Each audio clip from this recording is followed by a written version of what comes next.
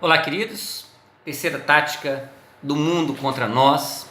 Nós estamos no curso Liberdade em Cristo, a quarta sessão sobre o mundo, e é a tática de mexer e misturar, né? O mundo, ela usa essa tática de mexer com a nossa cabeça, com o nosso entendimento e fazer misturas e misturas e misturas. Então ela mexe, mistura, e aí a verdade vai virando engano, né? A gente acaba acreditando numa coisa que não é verdade ou acredita de forma superficial. Veja, é importante entender que todas as cosmovisões que nós falamos, as três, elas nos oferecem oportunidades para falar de Jesus. Na África, por exemplo, é um lugar muito fácil e acessível às pessoas aceitarem a Jesus. Porque na África a gente oferece Jesus, ou mostra Jesus, ou revela Jesus, né? Propaga Jesus, como aquele que é o Senhor dos principados e potestades. Veja, então o africano, ele aceita com muita facilidade Jesus, porque entende que Jesus, então, é muito mais poderoso que todos aqueles espíritos que ele acredita. Então Jesus é como se fosse, no primeiro momento, quando é falado, eles vão entender o quê? Puxa, o espírito maior que governa é o Jesus, né? É quando eles entendem no primeiro momento.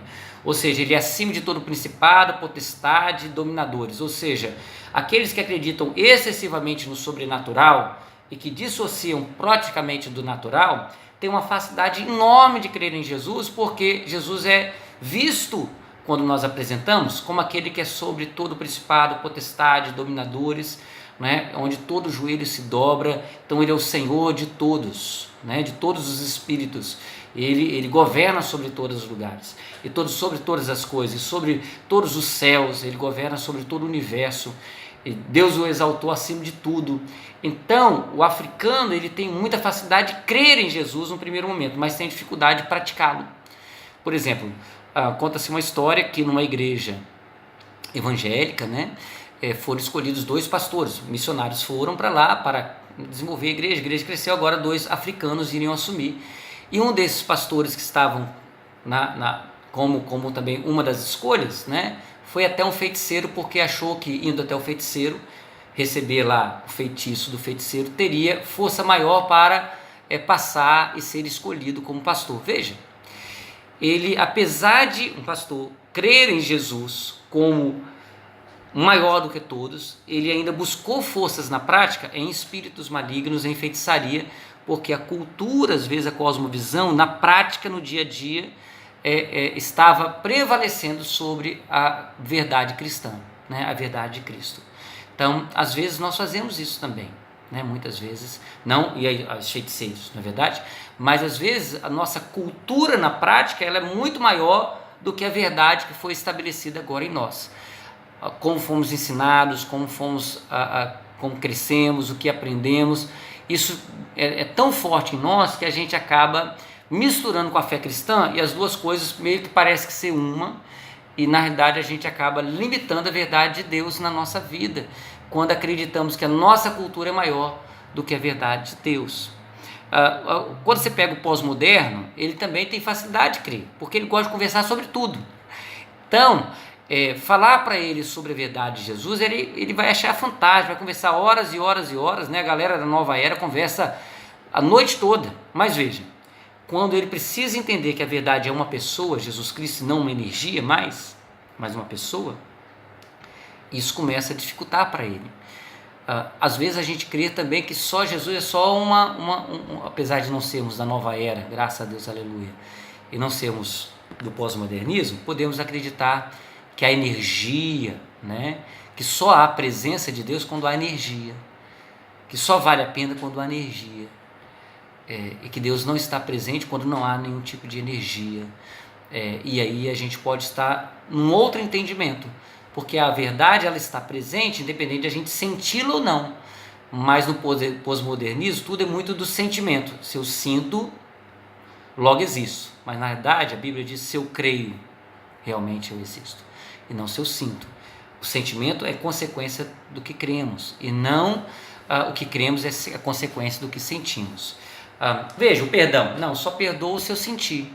Não, isso não é evangelho, né? Isso não é fé, isso não é Cristo. Eu perdoo porque é um mandamento, mas se eu só perdoo se eu sentir, eu estou numa outra cultura que não é a cultura cristã. Isso é uma mistura do que você foi ensinado quando criança, mistura da cosmovisão na escola, da comunidade onde você vivia, né? Então essa é uma mistura, isso não é fé em Cristo. A gente perdoa porque a gente crê que perdoar é um mandamento de Deus, que Jesus nos perdoou, e porque Ele nos perdoou, nós temos também condição de perdoar. Então, às vezes a gente olha a embalagem por fora e parece que é uma embalagem de fé, mas quando a gente olha por dentro, pode ser que está tudo muito misturado e a gente não vê realmente que a vida de Cristo começou um processo de realmente regeneração em nós. Veja, quando eu creio em Cristo Jesus, nós recebemos a justificação, é um ato de justificação. Então, Jesus tornou justiça por nós, então temos a salvação. O Espírito Santo começa um processo agora, de dentro para fora, chamado regeneração. Ele vai regenerar a nossa vida, regenerar a nossa história, vai redimir a nossa história, vai regenerar a nossa vida e vai redimir a nossa história. Nossa história de perdas, de danos, de erros. Deus, ele vem para redimir a nossa história. Ele vem para consertar aquilo que foi errado, trágico, destruidor. Ele redime a nossa história e ele regenera a nossa vida. Ele vai regenerar, ele vai gerar de novo, gerar como éramos no princípio. E da forma como nós respondemos a essa ação do Espírito Santo, o Espírito Santo então está fazendo o quê? Redimindo a nossa história e regenerando quem nós somos. E aí ele atua em nós e na nossa história. Conforme nós respondemos, se respondemos sim, amém, faça isso mesmo, Deus, Espírito Santo, continua a fazer e transformar a minha vida. Então, conforme a nossa resposta, nós chamamos isso de santificação ou restauração. O que é santificação ou restauração? É a minha resposta à ação do Espírito Santo em mim. Então, o Espírito Santo começou uma obra em mim, regeneração. Eu respondo positivamente, santificação. Eu respondo negativamente, a regeneração ela é bloqueada. Então não há santificação quando eu respondo negativamente e nem há remissão da minha história. Mas eu sou salvo. A salvação é uma coisa. Redimir e restaurar, a remissão e a redenção é outra coisa. E a santificação é uma outra coisa. Então, toda vez que Deus vai regenerar a minha vida, é uma ação do Espírito Santo. Regeneração, ele começa a dizer, você agora é uma nova criatura, Marcelo. E eu falo assim, Deus, é verdade, eu sou uma nova criatura. Santificação. O processo do Espírito Santo começa a regenerar a minha vida. Fala, Marcelo, agora você é um homem que nasceu para amar uma só mulher. Regeneração.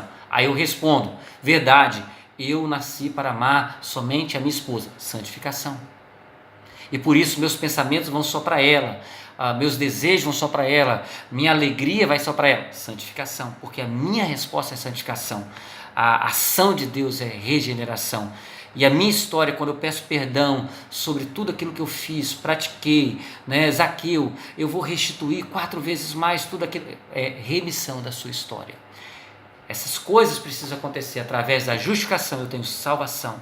Deus começa um processo de regeneração. Eu respondo ok, e Ele santifica a minha vida. E Ele então vai remir a minha história toda vez que eu vou restituir aqueles que eu trouxe dano, ou vou pedir perdão em Deus, tudo aquilo que eu fiz de errado. Amém? Então, esse é o processo de Deus em nós, que Ele quer para as nossas vidas. O fato de você errar muitas vezes não significa que você perdeu a salvação. Você não perde salvação. Você é salvo. Esse é um fato. Agora Deus quer a sua santificação através de um processo de regeneração em sua vida gradativamente. E você só pode se santificar, presta bem atenção. Não que as pessoas dizem para você, santifica nisso. É uma obra do Espírito Santo. A regeneração vem. É a luz dele. Então você recebe uma quantidade de luz e você anda na luz. Toda luz que você recebe é regeneração.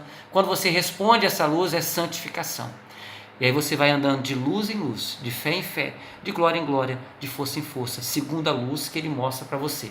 Se Ele mostra uma luz para você e você não anda nessa luz, você não perdeu a luz.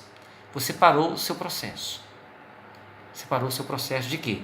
De regeneração e de santificação. Quando você vai e pede perdão de coisas que aconteceram no passado, Deus está remindo a sua história.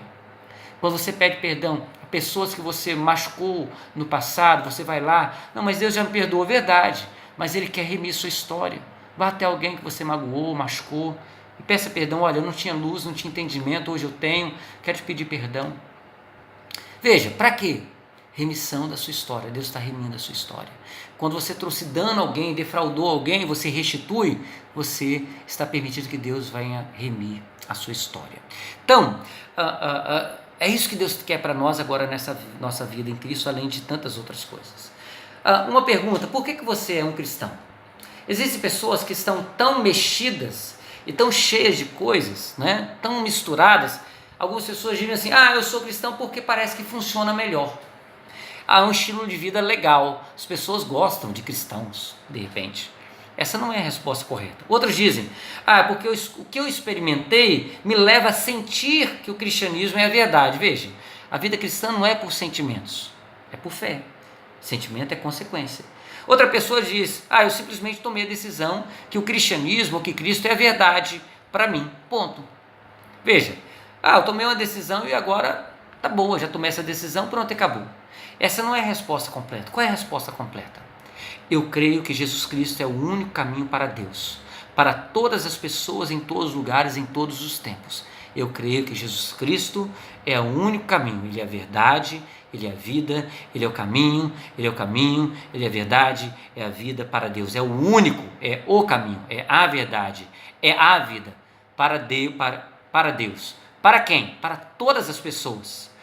Que pessoas? Todas as pessoas de todo o mundo. De qual mundo? De todos os tempos. É isso que eu creio. Essa é a resposta que nós precisamos ter na nossa vida cristã. Jesus Cristo, Filho de Deus. A fé cristã não é uma verdade porque funciona. A fé cristã funciona porque ela é uma verdade. É porque ela é uma verdade, então ela vai funcionar. Se você achar que a fé cristã funciona por ser a verdade, ela simplesmente, ela vai funcionar para mim, então ela vai ser a verdade, porque enquanto ela está funcionando, ela é verdade. Não. A fé cristã independe de estar funcionando na sua cabeça, para você. Não é porque as coisas estão funcionando bem ou mal que a fé cristã é verdadeira. Ela é a verdade. Quer você entenda que a vida para você está funcionando ou não, ela é a única verdade. E eu preciso crer nisso, né? Como diz aquele cântico, né? Se Deus curar, Ele é Deus. Se Deus salvar, né? Se Deus nos resgatar, se Deus fazer a sua obra, se Deus curar, se Deus limpar, Ele é Deus. Não, Deus é Deus, é Deus. Ele é Deus em todo o tempo, né? Como muitas batalhas que nós passamos, a gente acha que Deus é Deus só se Ele curar a nossa vida, só se Ele curar a nossa família, se Ele libertar alguém, se Ele fazer que o nosso pedido de oração funcione para nós. Mas os pensamentos de Deus, os planos de Deus são muito maiores que o nosso. E apesar de não entendermos algumas coisas, Deus continua sendo Deus. Mesmo se Ele naquele momento não curar, naquele momento Ele não agir conforme eu penso, se Ele não abrir aquela porta que eu imagino, Ele continua sendo Deus. Isso é fé cristã. Se Ele fizer ou não fizer, conforme eu desejo. Mas se a fé cristã só funciona quando funciona, então talvez exista alguma mistura aí que precisa ser trabalhada. Cuidado com as misturas. Precisamos de nos livrar das nossas velhas maneiras de pensar e não só acrescentarmos a essas nossas crenças a verdade cristã. A verdade cristã não é uma crença a ser acrescentada, é uma crença a ser a verdade absoluta. De outra forma, seremos de mente dobre, instável em todos os nossos caminhos. Não podemos simplesmente juntar crenças.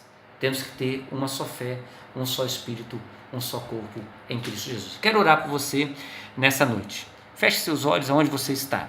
Senhor Jesus, não importa o que o mundo me atrair ou me atirar no rosto. Estou tomando uma decisão hoje de acreditar apenas naquilo que diz ser a verdade da sua palavra, a Bíblia. Eu escolho não ser mais vacilante, mas confiar no Senhor. Ao tomar uma decisão definitiva, eu confesso e renuncio à minha cosmovisão prévia e faço um novo compromisso hoje para basear a minha vida na verdade da sua palavra. Eu confio que a sua palavra irá revelar-se como sendo verdade e que vai ser fiel a mim. Eu creio que o Senhor vai estabelecer cada dia uma luz nova de revelação para mim, para que eu possa andar nela. Essa é a regeneração que o Senhor tem para mim. Eu creio que existem lugares que o Senhor quer remir na minha história. E eu creio que o Senhor está santificando a minha vida. Eu creio que eu sou salvo, porque em Cristo Jesus eu tenho a salvação, por causa da justificação que eu tenho nele, em nome de Jesus. Amém. Que Deus abençoe, querido, seu coração, sua vida. Faça essa oração. Comece a pensar que Deus hoje está regenerando. O que Ele está te falando? Qual luz Ele está entregando? Comece a pensar e responda. Qual é a sua resposta? Isso é chamado de santificação. Você vai responder sim ou não. Terceira coisa, existem pessoas, lugares que precisa ser remido na sua história em Cristo Jesus. Peça perdão se forem lugares, coisas, pessoas que até já morreram. Peça perdão a Deus. Deus, venha remir a minha história.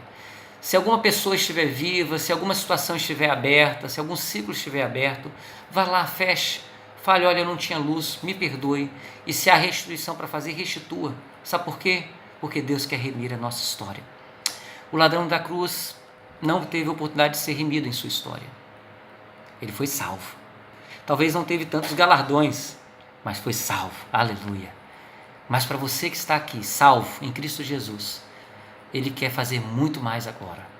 Ele quer regenerar, Ele quer santificar, Ele quer remir a sua história.